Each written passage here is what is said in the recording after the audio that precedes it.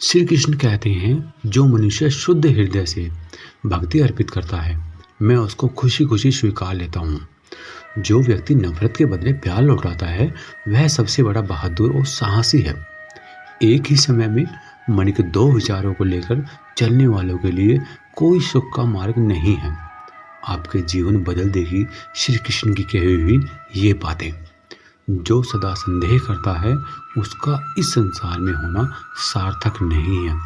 थोड़ा करके धैर्य और बार बार प्रयास से आप अपने मन को नियंत्रित कर सकते हैं। डर वास्तविक नहीं है, क्योंकि डर की कोई वजह नहीं होती। जिसको तुमने वजह मान लिया, वह निरर्थक है। मनुष्य स्वयं अपना मित्र है और शत्रु भी स्वयं ही है। प्रयास कभी बेकार नहीं जाता है, न कभी असफलता होती है। एक छोटा सा कदम भी इंसान को आध्यात्मिकता के मार्ग पर आगे बढ़ाता है। कृष्ण ज्ञान है, केवल वही ज्ञान की वस्तु है और वही ज्ञान का लक्ष्य है। शांत मन से मौन होकर कुछ क्षणों के लिए आप कृष्ण की आंखों में देखना होगा। शांत मन से मौन होकर कुछ क्षणों के लिए आपको श्री कृष्ण की आंखों में देखना होगा। जब एक बार कृष्ण की आंखें आपको अंदर खींच लेंगी, तो आप बाहर नहीं आ सकते हैं। एक बार में कृष्ण के सामने आत्मसमर्पण संभव नहीं है। आपको हमेशा थोड़ी और अधिक सेवा करनी होगी। इस तरह से आप धीरे धीरे उनके चरण कमलों में समर्पित हो जाएंगे। जब तक कोई कृष्ण की भक्ति में नहीं लगता है, उसको असली खुशी प्राप्त नहीं हो सकती है। जब जब तुमको लगे कि दुनिया ने तुमको ठुकराया है, तुम मेरी शरण में चले आना। मैं हमेशा भक्तों के इंतजार में रहता हूँ।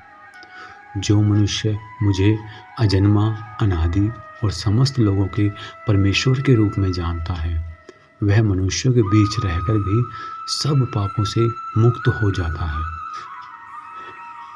भगवान श्री कृष्ण प्रेम के परम अवतार हैं। वो सर्वश्रेष्ठ हैं।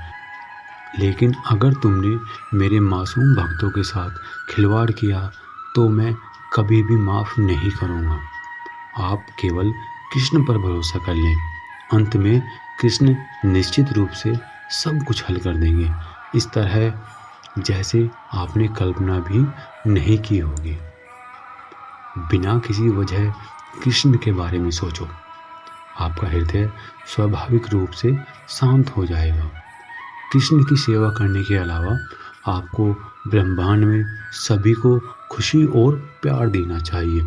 अपनी माँ की सेवा कीजिए। माँ परमेश्वर के प्रेम की प्रतिमूर्ति है।